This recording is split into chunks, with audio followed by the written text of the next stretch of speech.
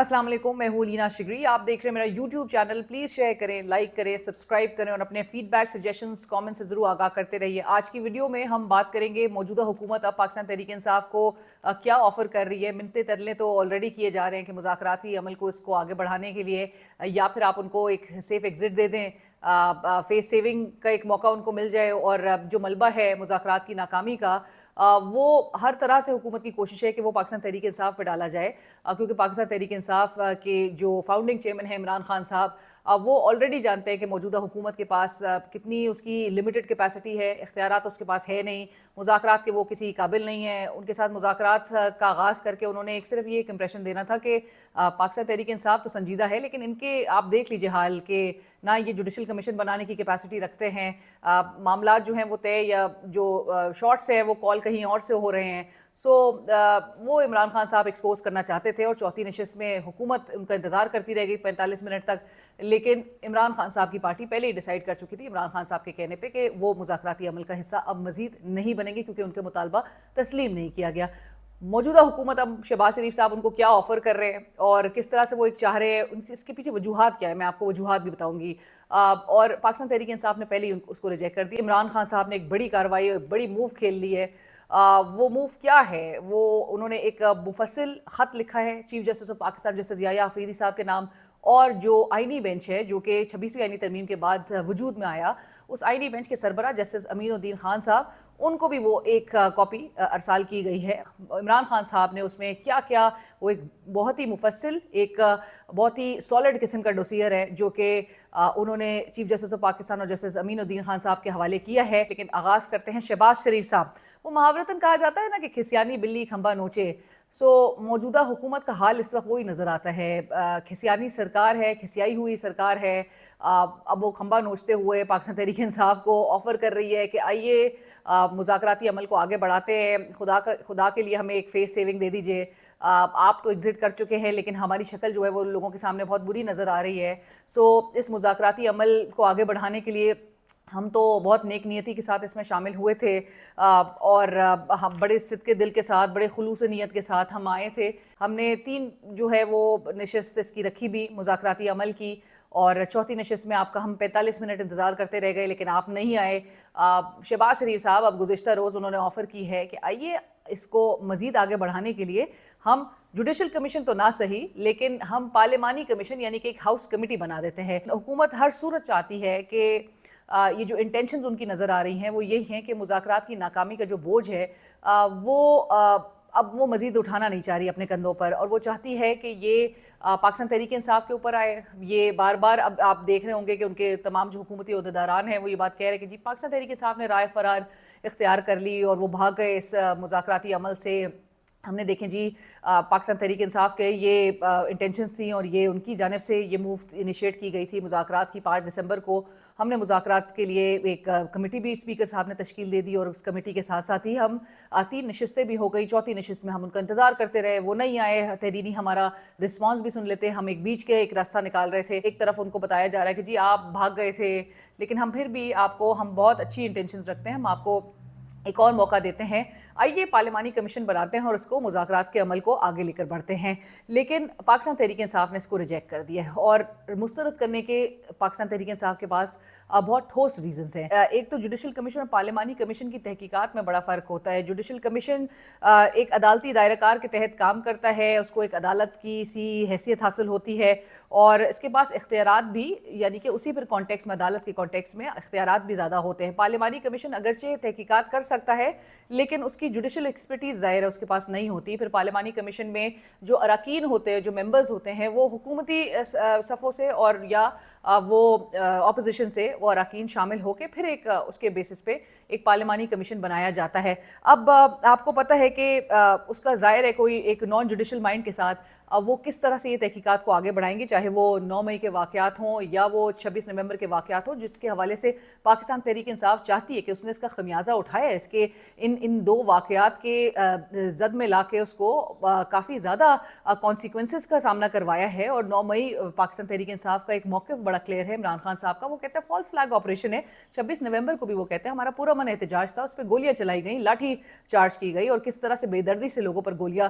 چلائی گئیں, جس کے جو ایویڈنسز ہیں وہ ڈوسیئر کے فارم میں وہ چیف جسٹس آف پاکستان کے سامنے انہوں نے پورا کمپائل کر کے سامنے ڈیٹا پورا رکھ دیا ہے. جو ایویڈنسز وہ چاہتے تھے کہ جوڈیشل کمیشن کے سامنے رکھا جائے, وہ جوڈیشل کمیشن جو سینئر ججز پر مبنی ہوگا. کبھی بھی نہیں چاہیں گے پاکستان تحریک انصاف کے جوڈیشل کمیشن کو سبسٹیوٹ کرے ایک پارلیمانی کمیشن ان 2 واقعات کی بالخصوص تحقیقات کے حوالے سے. یہ بالکل اسی طرح سے ہوگا کہ آپ کو جس طرح آپ نے دیکھا کہ 26ویں آئینی ترمیم کے پاس ہونے کے بعد جو اس کا پروڈکٹ نظر آتا ہے, ایک آئینی بینچ جو تشکیل جو وجود میں آیا, وہی آئینی بینچ کے خلاف جو درخواستیں ہیں اس پر سماعت کر رہا ہے. سو اسی طرح سے جو 9 مئی کے واقعات ہیں یا 26 نومبر کے واقعات ہیں, اس کے حوالے سے پارلیمانی کمیشن کس طرح سے وہی حکومت جس کو پاکستان تحریک انصاف موروث الزام ٹھہرا رہی ہے, جس پر جو کہ ذمہ دار سمجھتی ہے ان واقعات میں, جو ملوث تھے بلیٹنٹلی اور پاکستان تحریک انصاف کے بقول, جو کہ اس میں انوالو تھے, جو کہ جنہوں نے ایک جو ہائی ہینڈڈنس جو ایک بروٹ فورس کا استعمال کیا ہے, وہ کیسے وہی حکومت اس میں منصف بن سکتی ہے. دوسری بڑی وجہ یہ ہے کہ پاکستان تحریک انصاف پہلے ہی موجودہ حکومت کے مینڈیٹ کو تسلیم نہیں کرتی ہے. 8 فروری کے الیکشنز میں جس طرح سے وہ کہتی ہے کہ ہمارا مینڈیٹ چرایا گیا, اور اس کو 1 سال مکمل ہونے کو آ رہا ہے, اور 8 فروری 2025 کو پاکستان تحریک انصاف یوم سیاہ منا رہی ہوگی. سو لہٰذا ایسی حکومت جو کہ ایک جعلی مینڈیٹ پہ کھڑی ہو, جس کو پاکستان تحریک انصاف کہے کہ وہ فارم 47 کی سرکار ہے, جسے پاکستان تحریک انصاف کا مینڈیٹ چوری کر کے ایک جعلی مینڈیٹ کے تحت اب برسر اقتدار لے کر آیا گیا ہے, تو لہٰذا ایسی کسی بھی حکومت کے بنائے ہوئے پارلیمانی کمیشن وہ بھلا پاکستان تحریک انصاف کیسے منظور کر سکتی ہے, اور نہ ہی پاکستان تحریک انصاف کا جو ووٹر سپورٹر ہے وہ کسی بھی ایسے پارلیمانی کمیشن کو اس قسم کی حکومت کی جانب سے جو بنایا جائے اس کے تحت ان واقعات کی تحقیقات چاہیں گے. سو کبھی بھی وہ ایکسیپٹ ووٹر سپورٹر کے لیے بھی نہیں ایکسیپٹیبل ہوگا. اور تیسری اور ایک بہت ریلیونٹ وجہ پارلیمنٹ میں اس وقت جو پایا جانا والا موجودہ ماحول ہے وہ ہے, آپ کو پتہ ہے کہ 26ویں آئینی ترمیم اکتوبر میں گزشتہ سال جس طرح سے اس کو پاس کروانے کے لیے ایم این ایز کو اٹھایا گیا, ایبڈکٹ کیا گیا, زور زبردستی سے ان کو ووٹنگ پر مجبور مبینہ طور پہ کیا گیا, اور بہت اس کے ایویڈنسز تو اب سامنے آ بھی چکے ہیں. سو یہ پکڑ دکڑ کا جو سلسلہ تھا, زور زبردستی, دھمکائے جانے کا, فون کالز کرنے کا, جس قسم کے یہ واقعات پیش آئے, اس سے پارلیمان کا جو ماحول ہے وہ ایگزاسٹ ہو کے رہ گیا ہے. اس کے ساتھ ساتھ ہی ہم نے پی کا ترمیمی ایکٹ بھی جس طرح سے پاس ہوتے ہوئے دیکھا, جو شور شرابہ واک آؤٹس ہمیں نظر آئے, اور اس کی بیچ اس کے دوران جو ہے جب جس طرح سے ایک ہیسٹ میں یہ قوانین پاس کیے گئے. سو اس ماحول میں پارلیمانی کمیشن کا کم از کم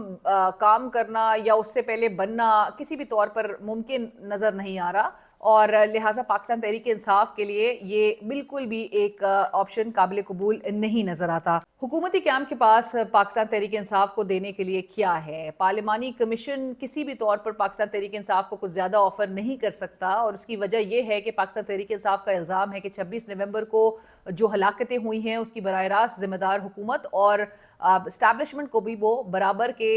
جو ذمہ دار ہے وہ گردانتے ہیں. سو اگر حکومت کی ایما پر یہ ہلاکتیں ہوئی ہیں تو اس صورت میں پاکستان تحریک انصاف کسی بھی قاتل کو, مبینہ قاتل کو منصف تو نہیں بنا سکتی. اسی طرح سے 9 مئی کے واقعات ہیں جن کی حوالے سے پاکستان تحریک انصاف دعویٰ کرتی ہے کہ اس کی اصل بینیفیشری موجودہ حکومت ہے, اور انہی واقعات کو بنیاد بنا کر پاکستان تحریک انصاف کو نہ صرف ٹارگٹ کیا جاتا رہا بلکہ بیانیے پہ بنائے, اور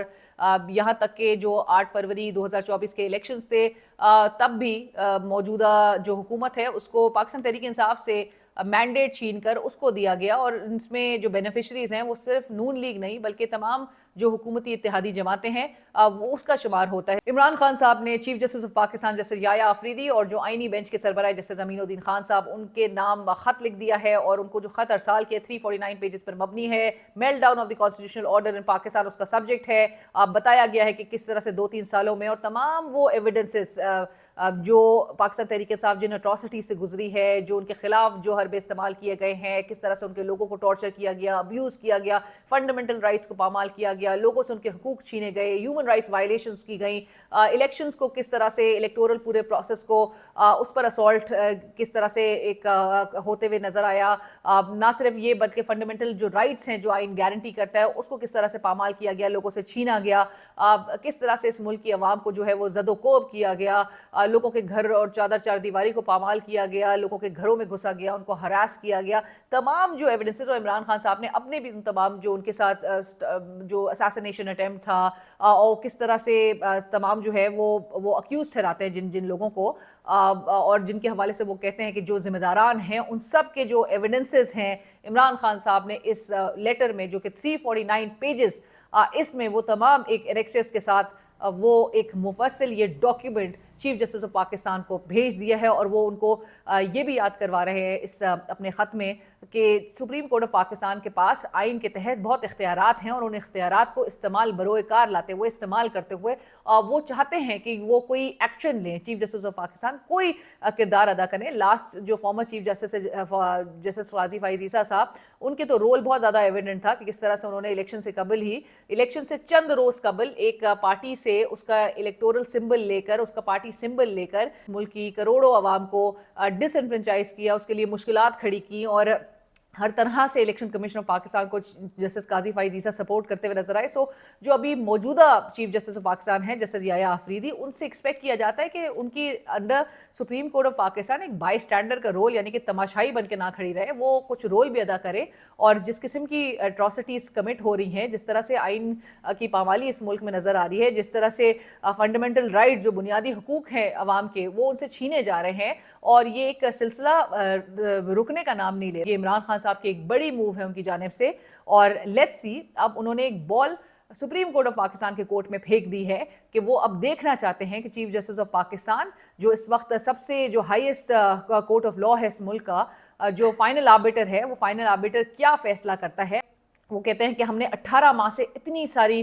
درجنوں ہم نے درخواستیں دائر کر رکھی ہیں, لیکن اس پہ کوئی رسپانس نہیں نظر آتا.